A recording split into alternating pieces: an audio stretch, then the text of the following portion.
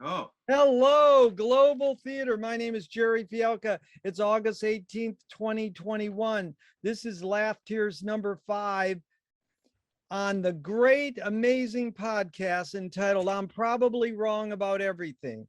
And we thank Rob Grant for doing this and letting us hijack his show. It's an honor and a pleasure to be here with the maestro, Brad K. Thank you, Brad. Oh, I acknowledge your existence. okay, we got a good sound level. Rob, it's great to have you here. I'm probably crazy about everything. This topic today is music and comedy as madness. So we'll just, before we get right down to the nitty gritty of it all, we'll just go round robin on a couple questions to keep the flow going. The first question will go to you, Brad. What's the function of laughter? To relieve the tedium. Very good. 3 words. He knows how to do it. Yeah, you guys know you're welcome to tell stories, anecdotes, or anything. But to get the rolling, Rob, you're up. What's the function of laughter? Exist. Wow, he did it in 1 word. So the great Brad K knows this gentleman, and Rob should in the Is world. a constipation contest? That's it. We're discovering, Wagner's music is better than it sounds, right? That's Mark Twain. So this is the great Storm and Norman Zamchek. I asked him what's the function of music, as he said, to keep us from going insane. So, there's a fine line between madness, insanity, and the arts. And isn't it important for the artists to get in touch with the deep subconscious, unconscious world, which some people might go the route of Spike Jones, one of the greatest comedians who played music ever. He had a Peter Lorre imitator go, "You're driving me sane." So, Gerry, Yeah. now you're a big one on definitions. What is your definition of insanity?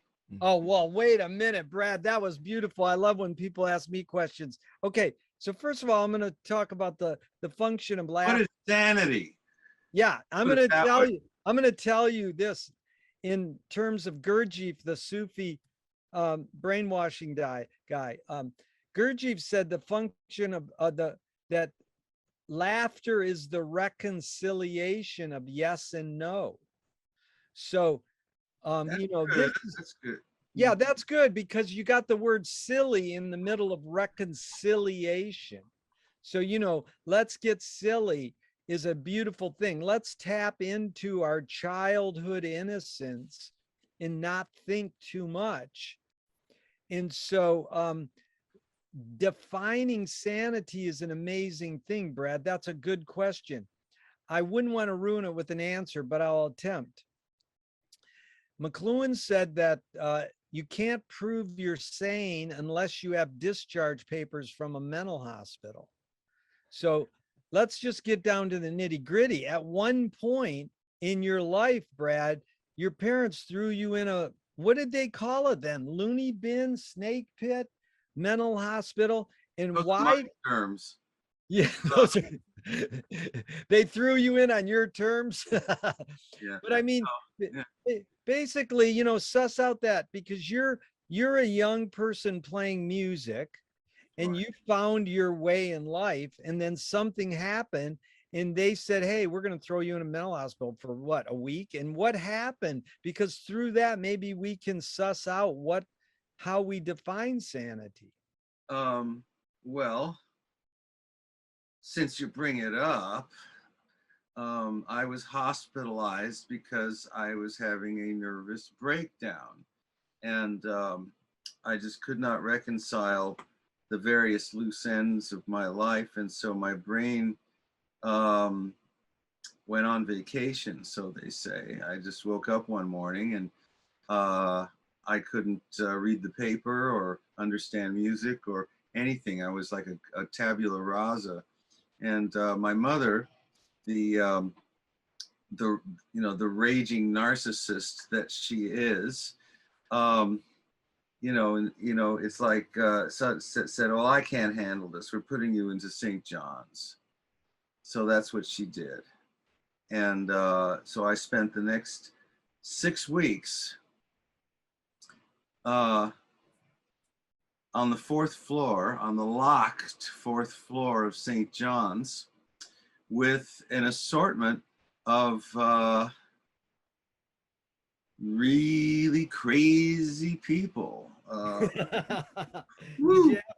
Did you have fun? Of a sort. I was, yeah. My experience there was, see, we were taken care of. This was all insurance, provided and so on. But we were all locked in up there, and so I couldn't go home. I couldn't, and so it was mostly just boring crap. I mean, I realized early on that I really wasn't crazy, that I wasn't insane, and that because I was surrounded by some people who quite obviously were. Now, here's how I define insanity. Insanity is when your world ceases to respond to you, and you keep hammering away at it with the same old crap, but it doesn't work. So you get deeper and deeper into it. And that's what, and that's what a lot of these people were. There was one guy, for example, who could do a perfect drawing of Lil Abner and Daisy May. I mean, I swear, you'd swear Al Cap did these drawings, That was all he could do. And so it was obvious to me that he wasn't coping with, the input of the here and the now at all. He was trying to do it by recreating these drawings, which he had obviously done a million times. And, but you see that this is all, the experience is compounded by the attitude of the doctors, who were, I think less sane than even us. And I mean, for example, I was visited one day by the doctor, who came to me with a nurse who had a clipboard, she's writing everything down. And he says, so Mr. K, do you hear things? And I answered, well, I should say I do. And he looks at the nurse, and the nurse looks at him, and she writes down on her clipboard. And then I said, hey, wait a minute. I'm a musician. We're supposed to hear things. That was a trick question. And how did they respond to your answer? Well, they looked at each other again. She wrote something down, didn't tell me what it was. And I said, no, wait a minute. I am a musician. And there happened to be a piano in the next room. I said, see, look, listen here. And I went to the piano and I played Kitten on the keys. And again, they didn't say anything. They looked at each other. And the nurse probably wrote down, exhibits piano playing mania. I mean, it's like when your sanity is called into question, all bets are off. You can be as erudite and as educated a person as imaginable, but if people are going, yeah, she's exhibiting that behavior again, well, you might as well be in the toilet. So anyhow, that's my disquisition. That was good. Let Rob, do you have a question? Well, it's sort of like in the legal system, innocent till proven guilty. Well, in Brad's case, it's crazy till proven sane. And I've always had sort of a saying on this, but show me somebody who's normal and I'll tell you somebody who's truly strange, because a lot of it is just us trying to, like, it's our prefrontal cortex, a part of our brain that allows us to kind of integrate in society. But sometimes and we've talked about suspended judgment. If you take a step back and sort of look at how society sort of functions, it's almost like, is this really like 9 to 5? That sounds pretty insane to me. Well, insanity, well, all these terms you're using, are judgment terms. Yes. It's like, this is as you judge, it's from your perspective. You see, what you're seeing is sane or insane, and it's, so it's all a matter of perspective, I mean, look at the, are the people who are refusing to be vaccinated right now, the ones, like whole states are refusing to be vaccinated, refusing to put on a mask. They are tempting fate and sometimes catching it. And they're being hospitalized in the hundreds of thousands. And so in other words, they are like lemmings. They're acting directly against their own best interests. And right to their dying breath, they're in the hospital on a respirator. They deny that COVID exists. Now, is that the behavior of a sane person? I think not. But if everybody is behaving like that, then that is so-called sane behavior according to them. Right. This was just an accident on me getting Right. sick, you see? Right. Let's go back a step, Brad, because this is an amazing, we're getting knee deep in the swamp muck. That was really good, because just to go back to your, the hospital you were in, our friend Scott was a piano tuner, and he had to tune a piano at a mental hospital. And so he's sitting there working on the piano, and two of the patients are sitting next to the piano. And Scott turns to him and he goes, "So what do you guys do all day?" And they go, "Act like we're in crazy." So, they were like literally this thing about acting. So in 6 weeks, what age were you, Brad, when that happened? I was about 28. Age 28. And when you said you played Kitten on the keys, who was the composer of that song? Oh, Zez Confrey. He was that I've been playing the piece since I was 11, so I really had it down, even if I couldn't think at all. Yeah. And that's beautiful. And, this is amazing, because what you and Rob just said brings to mind a question I like to ask. And we'll start with you, Rob. Is perception reality? No. Okay, that was short. Brad, you're up. Is perception reality? Well, if you're the only perceiving being in the room, then it is reality. I mean, it's Alan Watts posed this, this problem of two billiard balls, just the two balls in an open space, and if one seems to move away from the other, which one is moving? And then if there are three balls and two of them are moving and one of them is stationary, how do you know which? It's a matter of opinion. The two balls have the majority opinion of who's moving, you see. Yeah. So it's so the majority opinion of, is Brad K a sane person? Well, if it was up to my family, they'd keep me locked up permanently. And whose measurement is it? Well, that's it. Yeah. Because, and sorry, is there, if I interject real quick? Yeah, go ahead, Rob. But in philosophy, there's the capital T truth, which is like the universal truth. And then there's a lowercase t. And then the question is perception reality.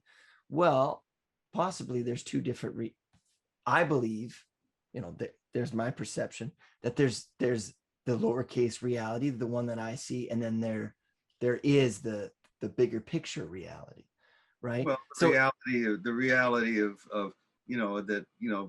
that smart people and people with telescopes and microscopes provide. You see, that's it, you see, and you're just, and because they have that, because they all agree, they're all, they all agree that there is such a thing as Mars. Then we kind of go along with it, and. But I were completely solipsistic and like Donald Trump, and say that Mars doesn't exist. It's fake news, and that then for him it doesn't exist. You see, so perception is a weird kind of reality. It's your opinion. Now, I don't know. I'm always wrestling with this business of sanity or insanity all the time. I wonder if what I'm thinking is right, and so so I constantly seek out confirmation on things. I want to know, is this right or is this wrong? And I look up, and I'm a slave to authoritative sources. Okay, and if Roald Headley or Isaac Newton or Aldous Huxley says this is so, I'll tend to go with them, you see, because they are famous, sane guys. It's still a matter of opinion, though. Yeah, right, Brad, but you pick some great thinkers, and we know I've learned things from homeless wino junkies on the boardwalk and from reading Huxley and Watts. So it's the range of how you process them. And like Rob has learned, that it's called suspended judgment. If you don't make a judgment and say you're right or wrong, that you suss out what the information is. So, I want to get down to the nitty gritty even deeper here, because you take guys over, Father, take over. Yeah, you guys are doing great, because when Thelonious Monk says that music is math, he's saying you have to know which notes to play and how to play them. Now, when you practiced, that song, Kitten on the Keys, you knew how to play it well. And, I have to tell to all the people who are listening, Brad is a maestro at the piano.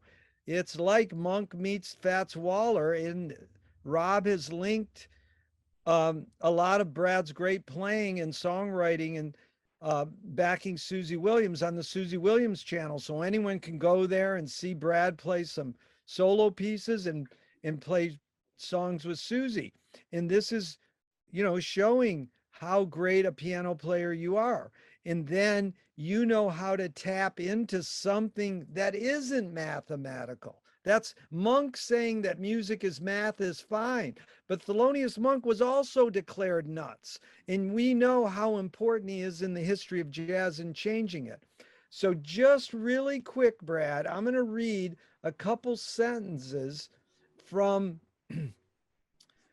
a Psychology Today article, which talks about Buddy Bolton, someone most people don't know about, but you do.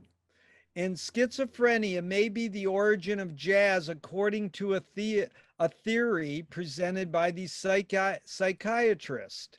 And they said that Charles Buddy Bolton, who lived from 1877 to 1931, he's credited with pioneering jazz, had schizophrenia, and due to his condition, he could not properly read music and had impaired motor function. The only way he could play his cornet was by improvising on ragtime music popular from the 1890s to the 1920s. His lateral thinking influenced many classically trained bands of his time to play more freewheeling music with upbeat tempos, beginning the evolution of modern jazz. So Buddy Bolton began to show signs of mental illness in 1906 at the height of his popularity. And then the same year, he attacked his mom in the street and was committed to a mental hospital where he died in 1931. So he was in there a lot longer than you. You did 6 weeks. He did many years. Now, I sort of insist this theory seems semi-accurate, that him having that non-linear thinking helped invent this freewheeling jazz improvisation. And we know we've had deep discussions about this, Brad, but you can talk about it in you seeking out your own improvisation skills in jazz, which are astounding to me. I've seen you improvise, and I've seen you play the greats Scott Joplin Rags and James P. Johnson and Fats Waller better than the best. And so you get sort of where I'm coming from, Brad. Talk about that relationship of being free thinking and sort of whatever you want to use the term, let's just call it free thinking, freewheeling, they said, and being mathematical and linear. And how do you navigate that? Well, my definition of great music is when there is a perfect balance between chaos on the one hand and order on the other hand. So it's like, it's like when you combine, somebody like Lenny Tristano and Adolf Hitler. That was like a perfect lean into Lenny Bruce. Rob, we know you wanted to go into comedy. That was almost like a Lenny Bruce joke. Go ahead, Brad. Sorry. Well, somewhere right in the middle between the two of them, you get order. You get the perfect combination of order and chaos. And now in my head, you were talking about Buddy Bolden's schizophrenia, and I think that those egghead psychologists were just using a lot of word salad to describe a very simple truth, which is that Buddy was not a straight ahead thinker. He was a sideways thinker. He could he had no choice but to improvise. And he was because I happen to know that when the notes are elusive, when the notes on the page are elusive, you fill in, you make up your own notes, because there's no time. People are standing there, they're waiting for you, they got their arms folded and they're saying, come on, impress us. So you got to do something. And so you do whatever comes out of your crazy right brain, and because hardly anybody is another Mozart who has music all perfectly mapped out in his head. Music is always it's like a cheese fondue, and things bubble up, and you go, oh, I'll take some of that, oh, that disappeared, oh fuck, and it's and then you make of it what you can, and it's all about groping, and it's all about uncertainty, and you never know what's going to happen. Now, I found that by playing the same piece of music twice in a row, that settles a lot of the uncertainty. And so the second time through, I'm playing it like a champ, and I'm also improvising better. So there's an answer for you. But that's like the more you practice, the luckier you get. Is that what you're saying? No. Okay, because it seems as like anybody, when I play out piano, you're like, God, Gerry, you got to practice. Like the guy, one of Suzy's band members plays out music, and he jammed with us once, and he said, you got to go practice, when it was just me banging at the piano like pseudo Cecil Taylor. But when you said you're groping in that uncertainty level, where do you find the courage to know you feel good with that note? I mean, that's like, you just don't, how do you find that courage, Brad? Through persistent application. A fool who persists in his folly is wise. So that's encouraging to hear. That is really good.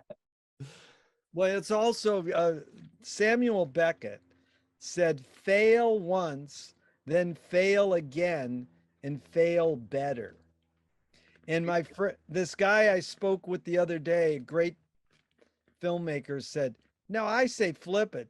fail once, fail again, fail worse, like fail again. So I mean, again, Brad, you're there's something you were saying. Right brain, left brain is linear. Right brain is thinking, a function of the soul. Are you thinking when you're improvising jazz? That's the thing. How much is there thinking? How much is there soul? What is all those terms that we're trying to put on these words that, Well, it's because you're using the wrong medium, Gerry. You're really frustrating me here. yeah, Okay. When you make music, you're in a wordless realm, and no. nothing. You don't think in the usual sense. You don't think in terms of sentences and periods and punctuation. Well, actually, you do, but that's something else. But the point is that when I'm improvising music, and it's more like surfing, you know, because you're on your board, you're navigating the waters, the waves change all around you, and you're in that, you know, and so you're using whatever resources are at hand, your eye-hand coordination, your feet on the board, you know, you're going this way and you're going that, and you're trying to keep your balance. Not that I've ever done that, but I'm saying that playing jazz is very similar. That you're constantly rebalancing yourself.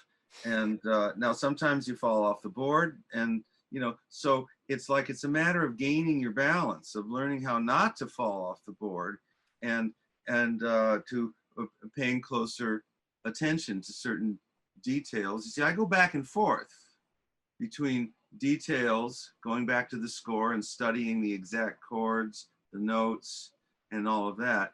And but then I cross over into the right brain, and my right brain is now better informed about what to do, but it doesn't express it in words. Good. Rob's got something. Go ahead, So, Rob. so as you were speaking, this is what came to mind, Brad, is that I've done stand-up comedy once, and I had all these jokes written out, right? But until you get up on stage, you don't know what you're going to do. And then you're up on stage and you cannot think, you can feel. So you can do all the practice, learn all the chords and all that. But then when it comes to getting on that board, you don't really think, you just kind of feel it out, just like the waves of water, right? If a big wave is coming, you're not like, you know, I wonder what the velocity is of this. You really just kind of feel it out and level with it and go with the wave. You don't really go against the wave. That's how you get, you know, ripped apart. You sort of feel with the wave. And comedy is much the same, as you sort of feel with the crowd. And then all the jokes that I had in my head, forgot them all. And I was just with the crowd. And that's when I was really accelerating. And I think that jazz, my conception of it, is that if we're thinking what we're going to do next, it sounds like we're getting away from jazz, whereas jazz is improvisation and feeling it through. And maybe that's the schism between madness and, you know, sanity or whatever, is that sometimes madness or this creative genius is you kind of just feel it out. And some of the greatest artists, they weren't doing what everybody else was doing. They were doing something different, like jazz. Of course not. I mean, sanity, you see, it's funny. It's like we're all, you know, we're stuck on this definition of sanity that looks like a cold Monday morning, you know, before coffee. It's just a straight ahead slog. You know, they define sanity and competence by if you can drive a car. So, I mean, that is far from, you know, creating original music. That's a Right. very far pace from that. And I say hardly anybody understands it. I'm still an unemployed musician.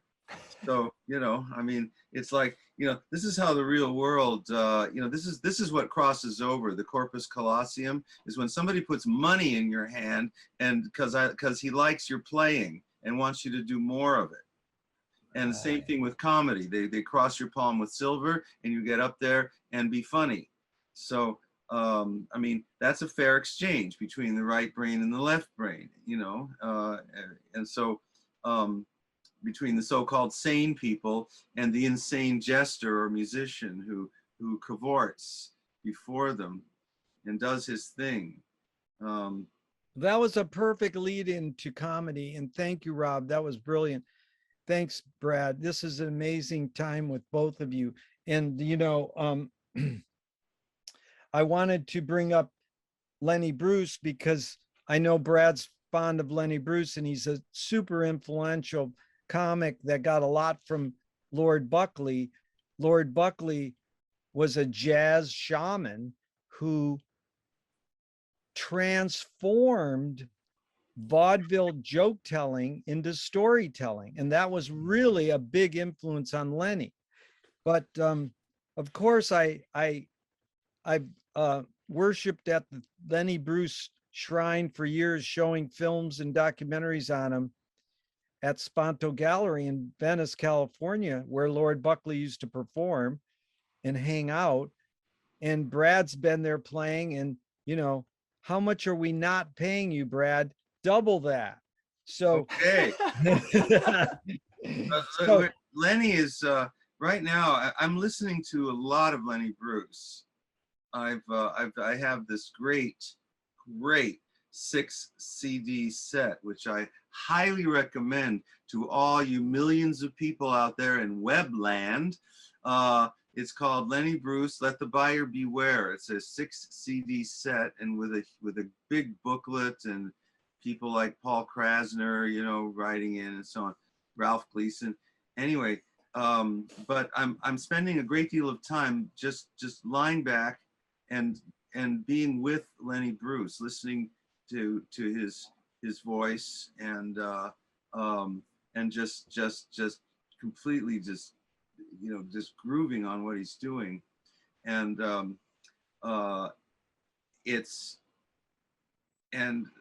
he was probably the co-holder of the fastest mind in comedy of all time, along with Robin Williams. He, I mean, when Lenny Bruce does a routine, he's accessing it on at least 3 levels at once, sometimes 4 or 5. You know, he's doing the bit. He's imitating these people. He's hearing around corners. He hears, you know, he hears the dichotomy between what he's saying and what he's doing, and he comments on that, and then he comments on the comments, but at his best, he never loses the complete narrative thread. And it's unbelievable to watch or to listen to. It's like, you know, it's like watching one of those Chinese jugglers, you know, who's like on top of like 2 balls and with the rings and the clubs and everything, and he never falls. Well, that's Lenny when he's doing his thing, when he's really great. And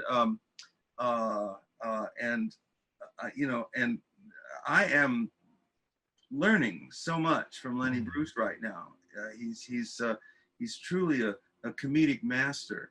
And well, I mean, that's good, Brad. I'll get out. Yeah, that was good, because we're going to delve into this sanity, madness, reality, and comedy now a little. And it's important because, I mean, we're honored to have you here, Brad, because you also played with another comic genius, Groucho Marx. You actually backed him on him singing a song once at a party, and we're Groucho Marxists here. But it was actually Steve Allen who taught me this line through Marshall McLuhan, that behind every joke, there's a grievance. Now, I don't know about every, but behind a joke is a grievance is an intense thing, because a lot of people would say, what is Lenny complaining about? What is he satirizing, and why? You know, what is the motives and consequences of Lenny's deep thought, rapid fire comedy? And this line about behind every joke, there's a grievance. I'm going to just recite 2 quick jokes, and then you two can both respond to this. What does this mean behind jokes? There's a grievance. A man is driving down the road. A woman is driving up the same road. They pass each other in their cars. The woman yells out the window, "Pig." The man yells back, "Bitch." The man rounds the next curve, crashes into a huge pig in the middle of the road, and dies. Well, what we have here is a failure to communicate. Well, that's a good step in understanding behind every joke there's a grievance. I mean, Brad, what does that mean to you? You know Steve Allen was a master. He was hosting all these great comedians on his show. What does that mean to you? Behind jokes there's a grievance. Well, I mean, that's a common truism. I mean, you know, a comedy is tragedy plus time. It really is. That's why we can joke about, you know, the assassination of Abraham Lincoln today. You know, I mean, other than that, Mrs. Lincoln, how did you enjoy the play? You know? But in 1865, that one would have been a hard sell. Whose joke is that? Whose joke is what? The Mrs. Lincoln joke? I don't know. It's just something I picked it up somewhere, but you know. Well, you've picked up the best joke lines ever. Rob, you're a youngin', you're married, but if you're ever trying to hit on a woman at a bar, Brad, what's the best pickup line ever? Oh yeah. Well, you have to kind of talk like Calhoun on the Amos and Andy show, you know, and say, say, Miss, is your husband married? So before you go into it, that was great. Rob, because now you're trying to do comedy. Here's the other joke. A cruise ship passes a small desert island. Everyone watches as a ratty looking bearded man runs out on the beach and starts shouting and waving in his hands. "Who's that?" one of the passengers asked. The captain replies, "I have no idea, but every year we sail past and he goes nuts." Let him eat cake. Yeah. So, Rob, what's your take on this? Behind a joke, there's a grievance. Well, there's always been a lot of grievances in life, so there should be a lot of comedy there. And I think good comedy. So, for example, well, how about that for a value statement? I think good comedy is, you know, insert clause here. Closer to the camera is good. Brad, redo your outro, you know, and then do a new intro. You're really putting him on the spot.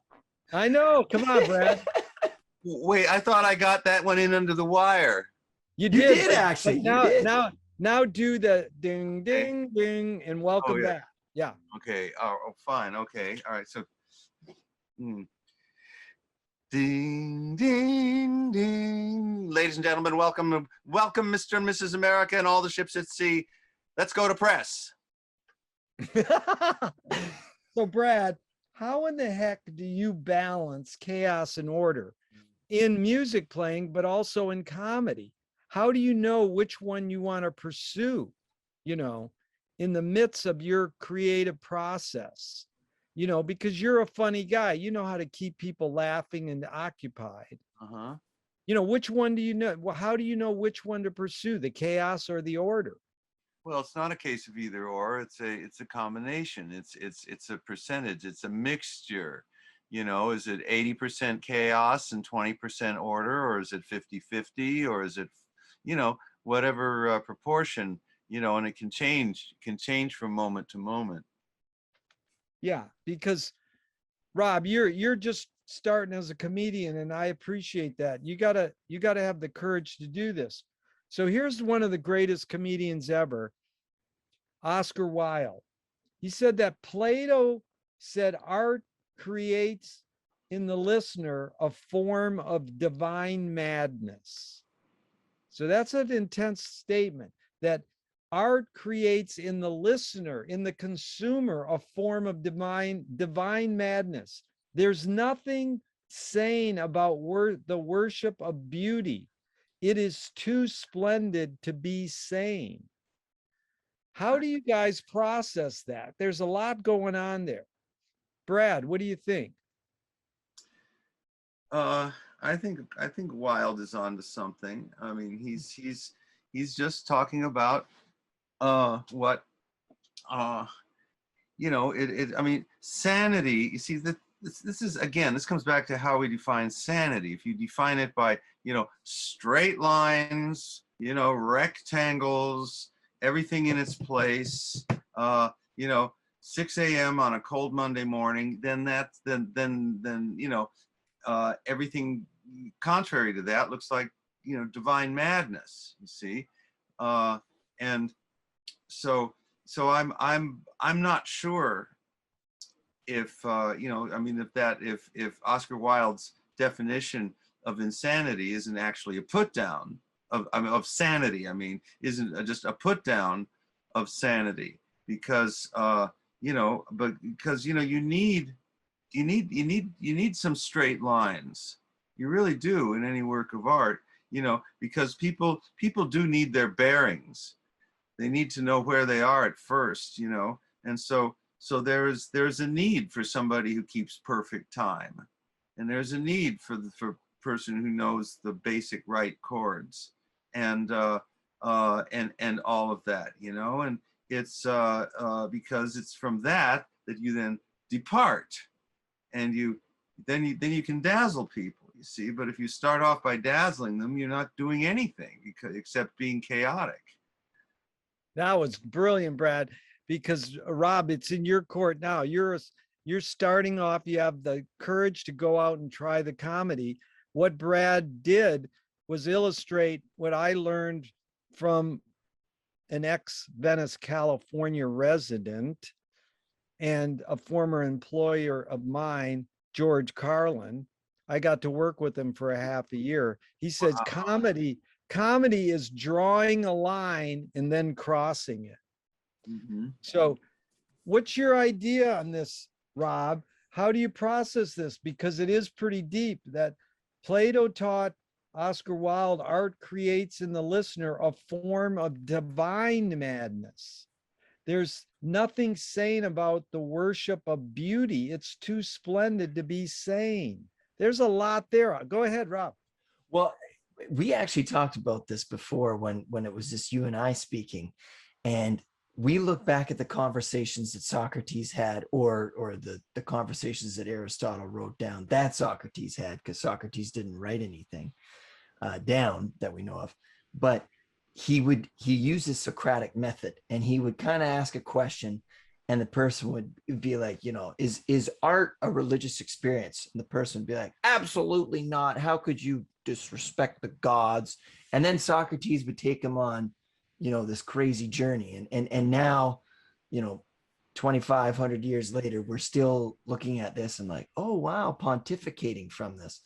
Now, when we watch comedians like George Carlin or Seinfeld or whatever, 100 years from now, people are going to watch this and be like, see, look, they were onto something. See what Gerry's saying about the cell phones and how we mark time and things like that.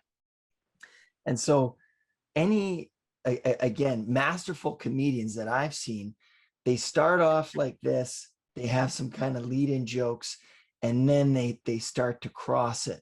And they really start to kind of play with people's emotions. And I think that that's how you get growth, because if you didn't have a cancel culture, you wouldn't have really a culture. We'd all just be singing nursery rhymes, sounding like, you know, we are in Bedlam or something like that, right? That it takes people to push things, to be crazy, to be outside of the lines, but still know what the lines are to progress us. I think that's my philosophy. And you talk about order and disorder, order and chaos, because is chaos disorder? I don't know. Anyways, but you talk about order and you talk about chaos. And math, to me, of all the things I ever did in school, the only thing that drove me crazy was math. Yet apparently math is order, right? Like there's a way you do it. So order makes you crazy. Order makes me crazy. Well, look at, yeah, I mean, look at what I do, right? And I think that there's this idea of going up and I love being outside of my comfort zone, but I also love being in a state. So it's like meditation, that's that order, that's that kind of reset. And then you go out and you do stand-up comedy. And that can be complete chaos, right? Especially if you're bombing, you're like, oh my God, how do I get out of this? But it's like free falling. And it's such a cool feeling. And like I said, I've only just recently started this. I'm not saying it's my career. I'm not quitting my job. That's for sure. That would be, that might be define madness. But anyways, experiencing life. And I think that,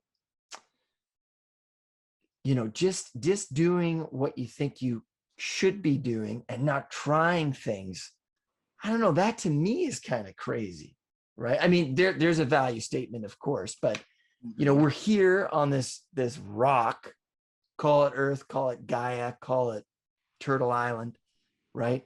But here we are. It's a great experience. Why not try something different? Yeah. But Brad, that was good, Rob. But Brad, you almost brought up a good next question. What's the difference between chaos and disorder? Well, I mean, chaos and disorder. Well, all right.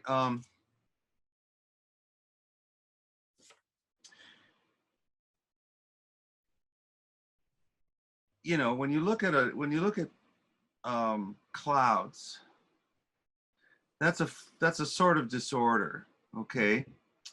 It's like there's no apparent order when you're looking at clouds, and yet clouds are always beautiful and they make patterns and stuff, and so it's not like you're looking at a dirty ashtray, all right, with cigarette butts and stuff. Well, I mean, I suppose Andy Warhol or somebody could make beautiful art out of an ashtray, but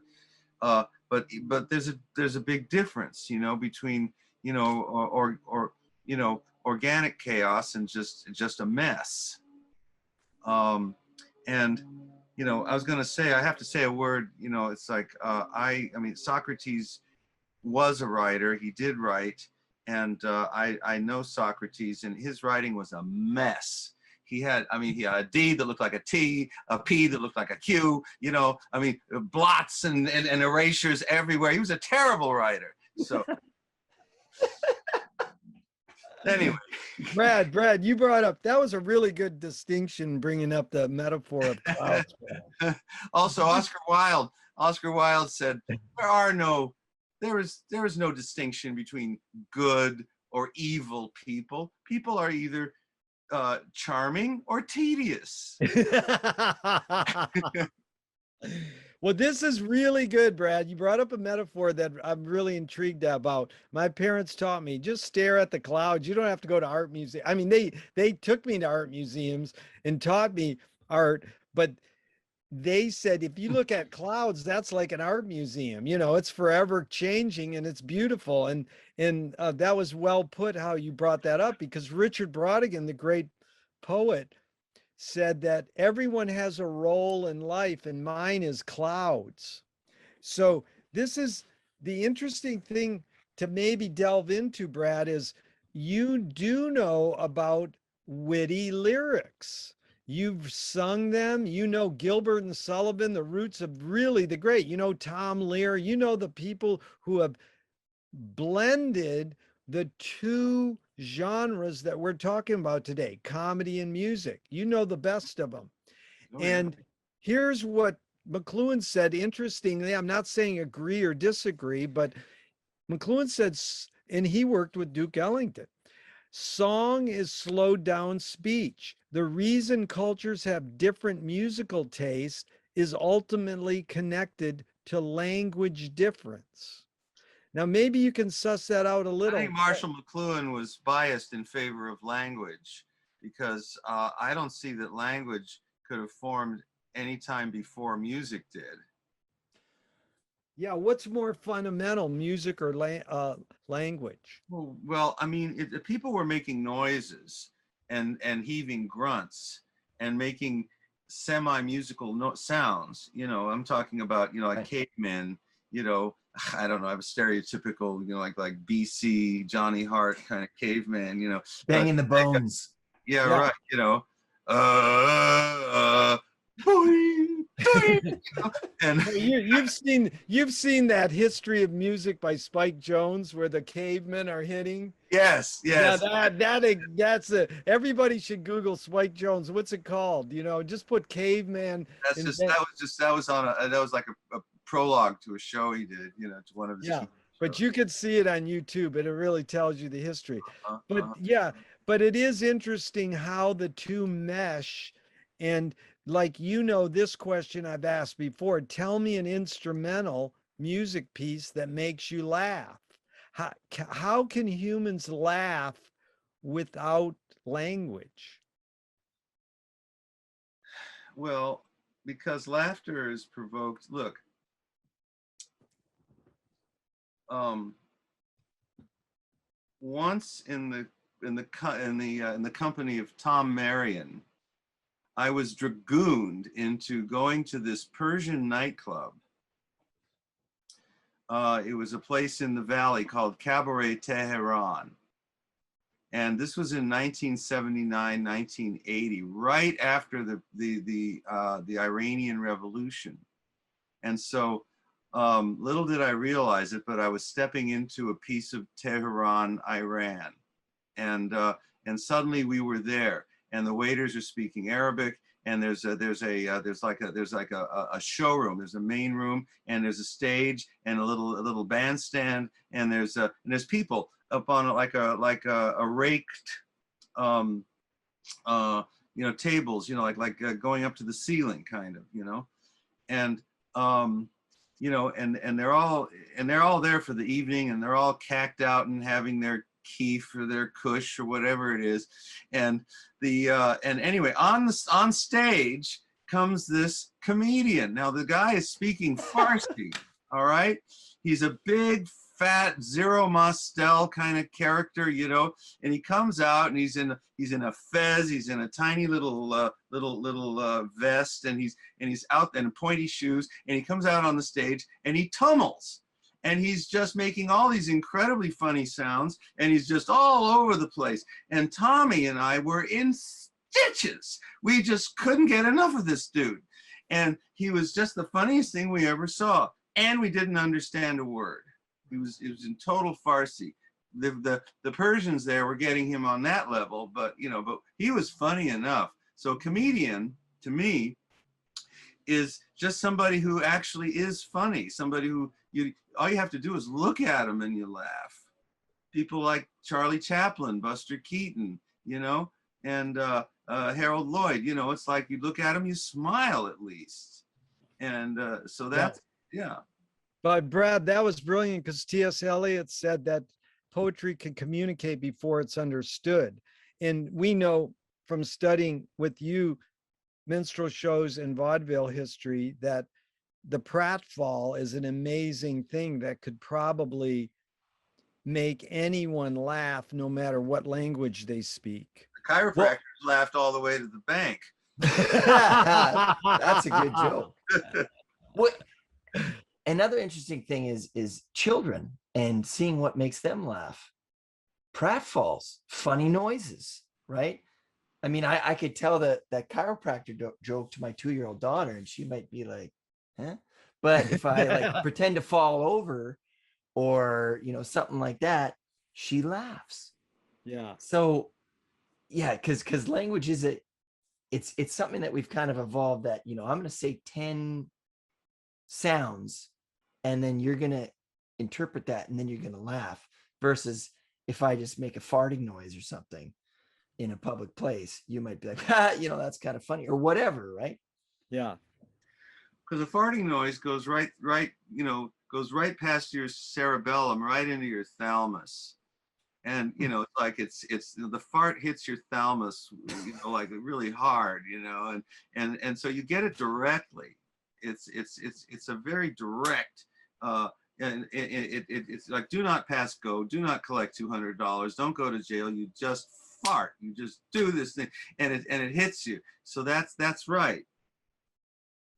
This is, go ahead, Rob. I've made a joke that the oldest trick in the book is cave people, troglodytes are sitting around the fire and a guy would cough and fart at the same time.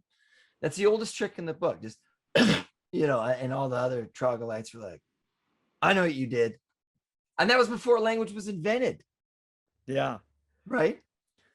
Like, what's the oldest trick in the book? And then again with drums, right? There's something about the drum that is we connect with. But you were asking what's the funniest instrument you've ever heard, and I'd say a really shitty bagpipe player. Yeah, there you go. That's Even like an excellent bagpipe player. yeah. Even yeah. That's like Robin Williams said, a bagpipe is like a cat in a blender. Look at But it's powerful, apparently. Yeah. But I want to say that when Suzy and I got married 20 years ago, on this very day, we had a bagpipe playing in the distance, and it made me cry. It's beautiful, beautiful music, but indeed it crosses from a distance. Yeah, from a distance. Yeah. It's like the old Scotsman said after a bagpipe convention, you know, 3 nonstop days of he said, "Thank God there's nae smell." Well, we've broken the time-space continuum, so I have to read another joke here that I love. A woman is told by her doctor that she has 6 months to live. Is there anything I can do? She asked. Yes, there is, the doctor replies. You could marry a tax accountant. How will that help my weakness? The woman says. Oh, it won't help your illness or your weakness, but it'll make that 6 months seem like eternity. So this is like time space continuum going into Nietzsche. You know, is God dead? Is Nietzsche dead? Is comedy alive? And like Frank Zappa said, jazz is not dead, it just smells funny. So Nietzsche, maybe him. Yeah, Nietzsche said, insanity in the individual is rare. In groups, it is the rule. Ooh. Who said that? That's Nietzsche. So, you know, talk about that, Brad, a little, and then Rob, you know, how important is it to have community, the group, to experience the comic, you know, epiphany? I've been watching Jiminy Glick for like a week, and I'm crying, laughing so hard, and I'm all by myself. So maybe talk about the time-space continuum with the group versus the individual. Brad, any comment? And that goes into music too. Like you can have epiphanies playing music by yourself. How important is it to have the audience there? Any comments, Brad?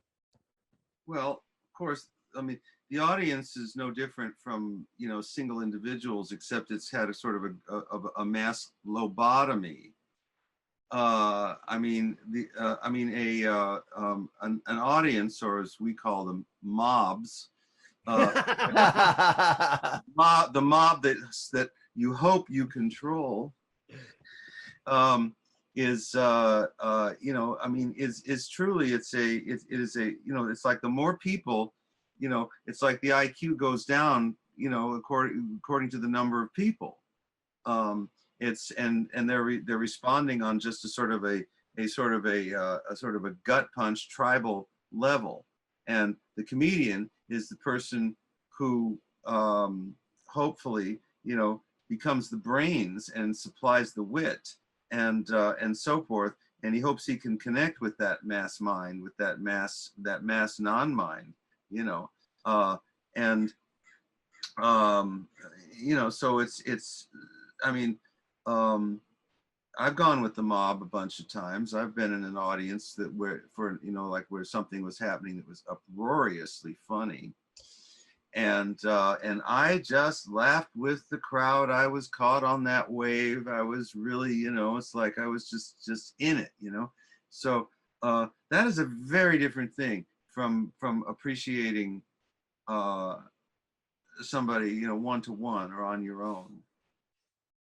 Well, that was good, Rob. You know, you go out and try comedy. How much did you practice and go, you know, what it reminds me of is Robert De Niro in Scorsese's King of Comedy when Oh boy. he's practicing in the basement. Great film. He's practicing his comedy routines in the basement, and his mother goes, "What's going on down there?" You know. So, Rob, like, talk about that. You had the experience of somewhat practicing in your room by yourself, and then you're in front of people. So, what was that difference, the individual versus the group for you? Well, I would always practice on my mother and my partner Jen, but they would always just keep interrupting me mid joke. So I had no idea if anything would ever work until I started telling it, and it was like, this is kind of nice. No one's interrupting me. They're actually listening. Rob, what's the biggest crowd you've performed to? Oh, well, like I said, I mean, I'm just getting started with this. I can't play I music. mean, have you been in a room in front of 100 people, let's say? No.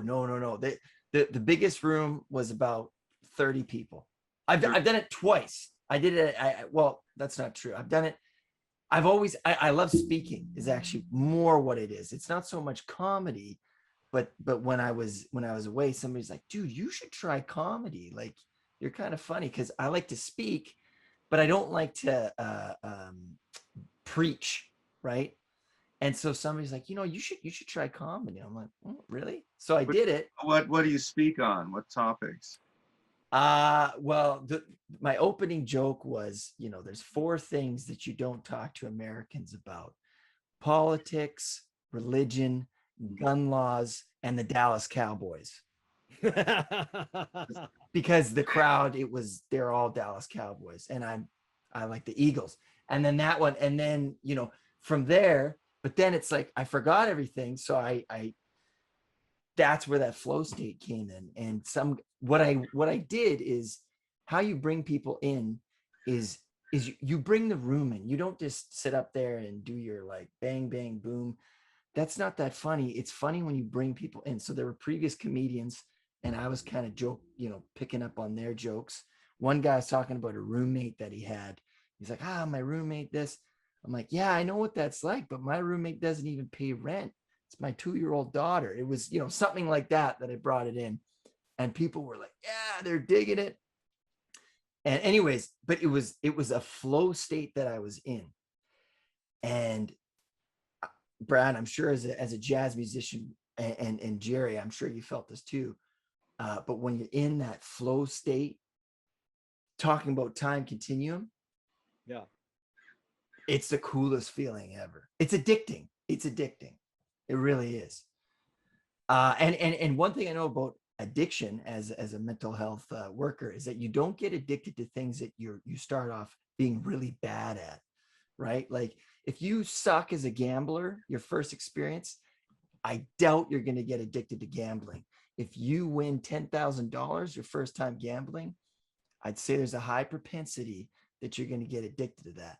And when you get in front of a mic, and if you get laughs, whoa, you just want to keep doing it.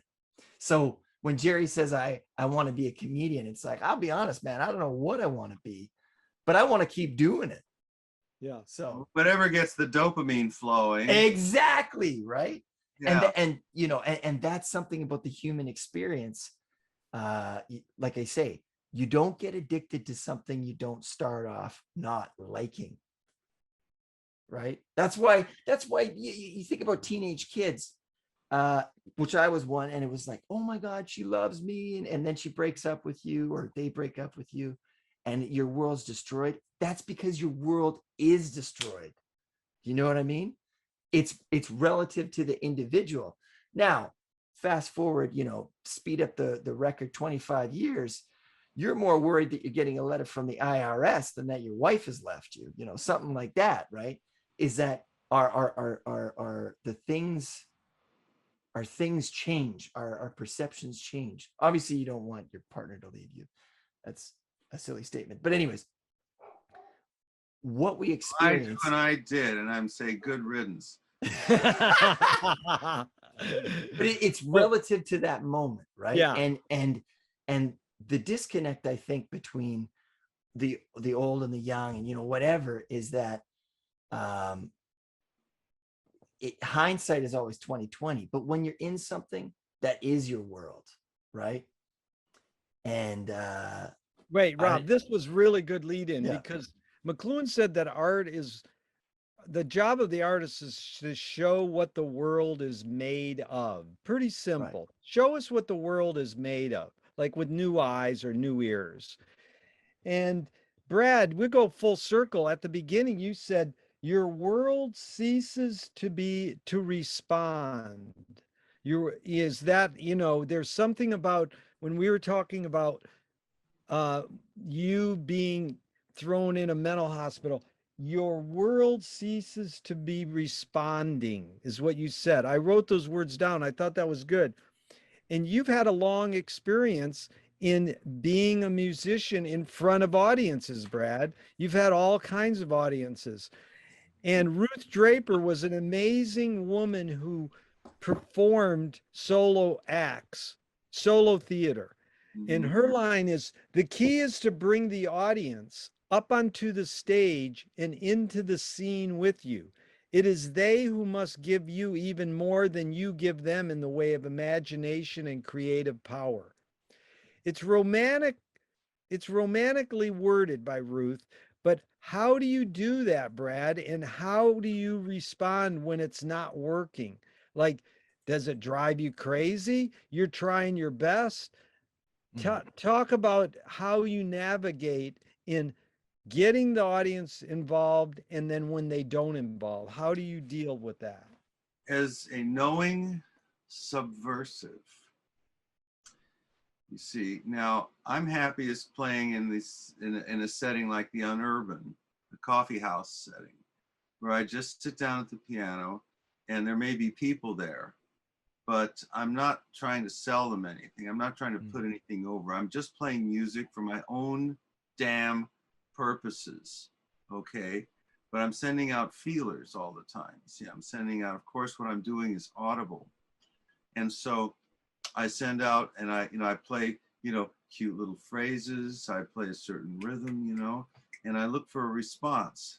I look for anybody, responding with anything but indifference and or outright contrariness. I'm waiting to see, like, is anybody with me? Okay. And if nobody is with me, then I just play for my own damn self. I just say, the hell with them. I'm going to just go on playing anyway until somebody tells me to stop. And, but then when somebody responds, when somebody laughs or claps or does anything, even if they clap on 1 and 3, do that type of thing. But any kind of a response, any kind of a Neanderthal, prognathous browed response, then it's like, I focus on that response and I say, you're listening to me, and it's, and so, if I can get that, so I send out my feelers, I send out little, like little taser darts, ding, ding, ding, and when, and so, and sometimes if I'm lucky, I get the whole room with me. Now, if I'm, if it's a concert and people have paid money and I'm up on stage and they're expecting me to do, so they're expecting something, they're all harumph, and so, well, then I have to apply a different kind of ice breaking. That's when I go into my tap dance, and and I'm going, yeah, da, da, da, da, da, yeah, da, da, da, da, and so forth. And so I got to kind of prime the pump, but it's always different. That's the way it is with people, Yeah. So, I paid good money to be disappointed. That goes back to a lot of what you both touched on, is it's the environment. So I went to George Carlin shows a few times after I worked for him, and you could see these people paying $50, $80, sitting there looking at this guy say things that they won't let their kids say. And they feel obliged because they put down their 50 or 80 bucks that they have to laugh. They have to have a good time. So it's like the environment you put it in too. And so Well, it's more like you want to give them their money's worth. You want to, you say, I say, gosh, these people have paid $50 a ticket to see me. So I better give them the deluxe. I'm gonna go from the A repertoire, not the B or the C. You see? Yeah. And it is an amazing thing because he said a line that I always appreciate. Whatever happened to letting kids stare out the window? That when we do have this idea that I'm going to pay money to be entertained, then either you take on this critical, like, okay, show me your stuff, or you surrender to it. It's how much are we willing to shift from the ideal situation, which Brad's talking about, is you just wander into a coffee house and you see the most amazing pianist you've ever seen just per chance. I see this all the time on the Venice Boardwalk. I go by these street musicians for 40 years, and sometimes I'm like, wow, I'm blown away. And it's not like they're out there trying to make a living, but they're not like saying you're required to pay $5 to stand here and listen to me play music. Gerry, like myself, you are a walking antenna. Yeah, there you go. Well, you always have your ears open, your eyes open for any little sign of intelligent life. Yeah. And when you find it, you pop your cork. Okay. Yeah. That's rare. I mean, that really is. I always wait. I always want people to pop their cork for me, but hardly anybody does. And I think that's because people are fucked. That's the biggest laugh of the day. That's one of our members, him, Steve Gerber, we always go, he has that sort of attitude too. And I think you can laugh about that. So, that's the next round robin question, because we're down to our last 4 minutes. Rob, Boy. Are we fucked? Rob. Yeah, but we don't have to be. Okay, Brad, are we fucked? Yeah, it's a question of enjoying the ride. That's good. Yeah. So going back to the Greeks, Seneca. Speaking of fucked, you fucked. Yeah. You guys, we're just on a roll and Zoom. The Zoom lady's gonna cut us off. Seneca said there's no great genius without a measure of madness. So it's really been a pleasure and a pleasure and a privilege to be with you two gentlemen. I'm going to close out with a couple quotes and just tell me your thoughts on them. We'll start with you, Brad. If you can't say anything nice, at least have the decency to be vague. Well, I have it differently. If you can't say anything nice, then sit right next to me. Nice. Alice Roosevelt, Yes, that is Eleanor Roosevelt. No, Alice, Teddy's daughter. Oh, Teddy's daughter. Thank you. Yes. That was beautiful. Okay, Rob. Woman to ever walk in the White House, I must say. That is a great quote, because it's easy to say, oh, those people, but then you sit with whatever that is and you're like, oh, wait, you're not so, The proper quote is, dearie, if you can't say anything nice about someone, then sit right next to me. That's what she said. Oh, that is beautiful. Yeah. And the beauty is the whole idea of listing quotes is to be able to, in the long run, reinvent them and rethink them and not just settle. McLuhan did it so well with man's reach should exceed his grasp, or what is heaven for? That's Robert Browning. McLuhan said, man's reach should exceed his grasp, or what is a metaphor? Right. So here's our closing one. Brad, you respond first. Sanity is madness put to good uses. George Santayana. Any comment?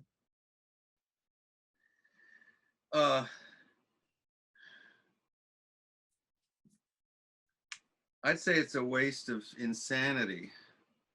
Good. Okay, Rob, sanity is madness put to good uses. I'm gonna change that. I'm gonna say creativity is madness put to good usage. Very good.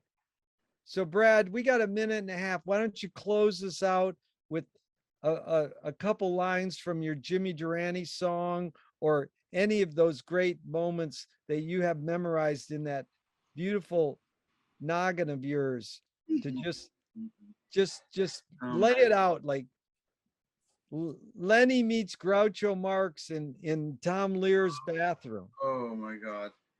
So, well, I'm just thinking just off the top of my head, it's Tom Lehrer's When You Are Old and Gray. Though I still appreciate you, let's find love while we may, because I know I'll hate you when you are old and gray. I'll never love you then at all. And that say you love and trust me, for I know you'll disgust me when you're old and getting fat. Dun, dun, dun. Okay. Whoa! Wow, that was unreal. So thank you. Thank you, Rob, for letting us hijack. I'm probably wrong about